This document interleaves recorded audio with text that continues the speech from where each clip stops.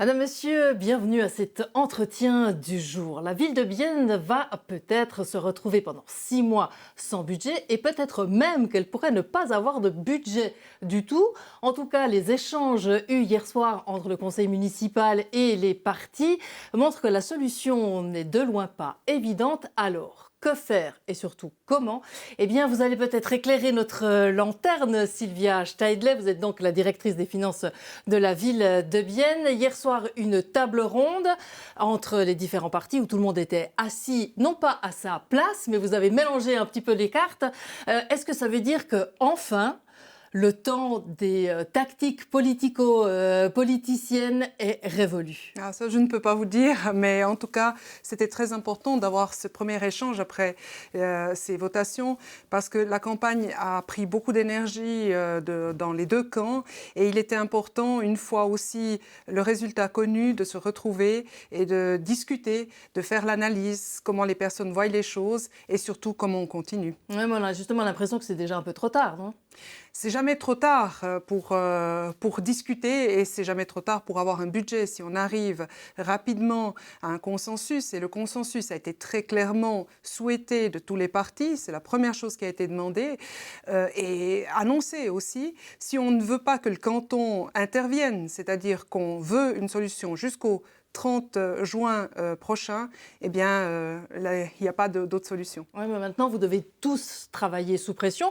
Vous aussi, Madame Steidle. Puis j'imagine que vous n'avez surtout pas une solution dans votre manche, non? Il n'y a pas de solution dans la Manche parce que finalement, nous avons une situation qui est relativement difficile. On est dans une période d'assainissement et cette période n'est jamais facile. On a des budgets qui sont passés, je dirais, comme une lettre à la poste, en tout cas, qui ont en général un budget, ça passe à 84% ou plus. Donc aujourd'hui, on a un problème d'assainissement. On peut amener un budget très rapidement, mais ça ne résout pas le problème pour les années à venir. Et tout ça, il faut maintenant savoir de manière très liée et de manière très sûre dans quel sens on va. Et ça, c'est peut-être la difficulté. Alors justement, dans quel sens on va? Le gros problème, c'est que hier soir, il n'y a pas grand-chose qui s'est dessiné. C'est déjà bien, les 3 points que je vous ai dit, c'est déjà pour moi un grand soulagement. On aurait déjà pu l'atteindre avant ce stade-là, non? On aurait pu, et voilà, on ne l'a pas fait. Aujourd'hui, c'est clair, c'est la ville de Bienne qui est en difficulté. C'est pas une perte autrement que pour la ville de Bienne, et c'est pour ça que maintenant, il faut discuter.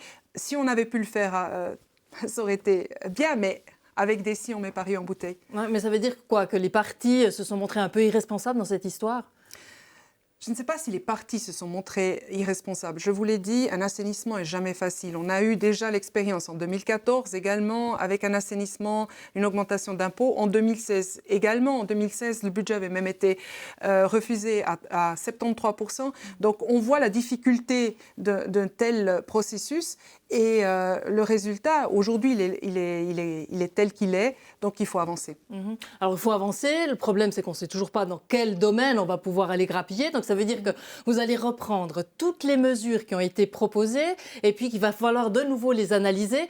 J'allais dire, mais le travail a déjà été fait. Donc on va se retrouver quand même toujours dans la même situation. On ne peut pas, je pense, ne pas tirer aussi les conséquences de ce qu'on a déjà fait. Aussi, chacun faire un petit peu sa réflexion. Qu'est-ce qu'on aurait dû faire autrement? On a cette et notamment situation. la proposition d'augmenter la quotité d'impôt, ça, c'est pas une voie possible. Ça a été refusé par la population. Je ne peux pas vous répondre. Est-ce que c'est une question de quotité? Est-ce que pour certains, certainement? Est-ce que c'est une question également, on a entendu dans toutes les analyses que c'était parce qu'il n'y avait pas assez d'économie?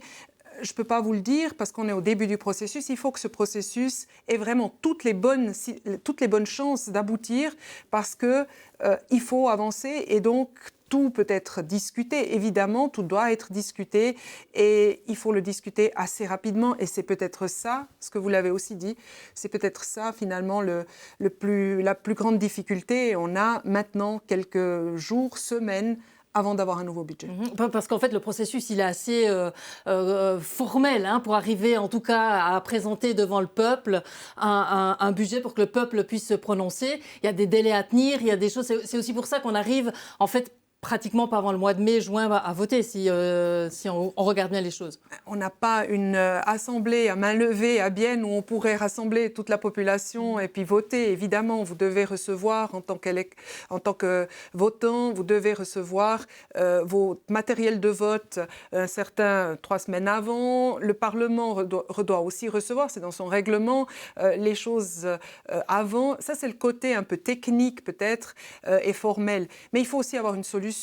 Et on peut finalement raccourcir peut-être certains processus, parce qu'effectivement, pour avoir une votation en mars, on aurait déjà dû avoir quelque chose de prêt au conseil municipal avant même les élections, avant même ces votations. Donc, si on veut raccourcir, c'est toujours possible. Certaines sont données, on ne peut pas, mais on peut aussi raccourcir les différents processus, mais il faut surtout avoir une solution. Alors, il n'y a pas mort d'homme, de vivre pendant 6 mois sans budget. Une ville sans budget peut vivre. Il n'empêche qu'il y a beaucoup de gens qui risquent de souffrir de la situation, puisque la ville de Bienne ne peut plus sortir d'argent, si ce n'est celui indispensable.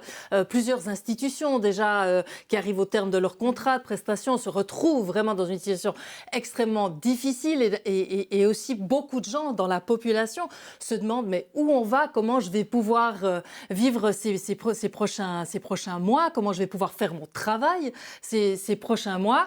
Qu'est-ce que vous avez envie de leur dire à ces gens ? Je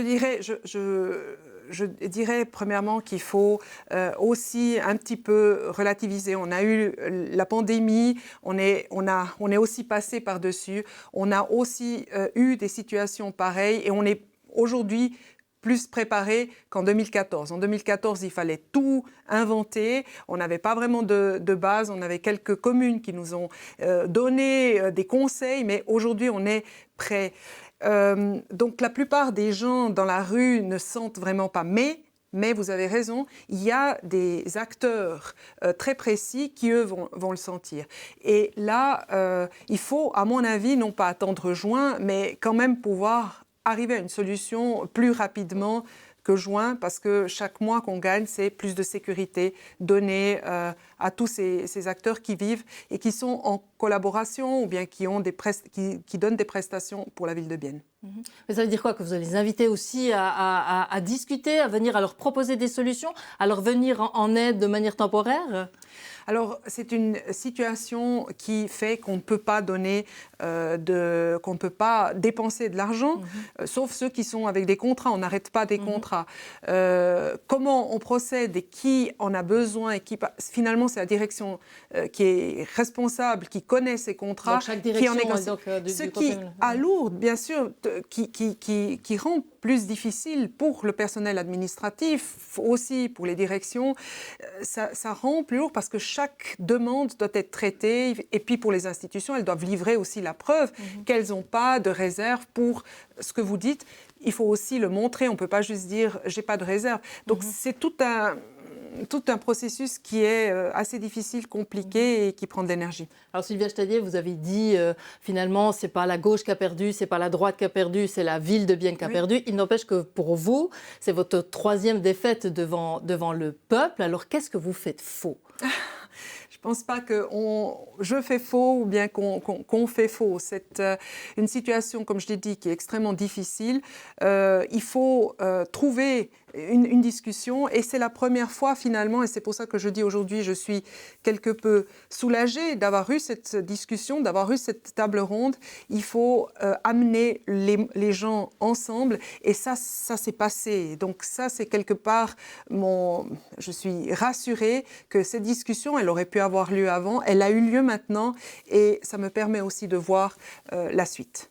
Sylvia Stadler, merci d'être venue jeter une explication sur cette table ronde. Et puis, on a presque envie de vous dire bon courage. Merci. Voilà, c'en est tout pour cet entretien du jour. Merci de l'avoir suivi et à tout bientôt sur Télé Bilingue.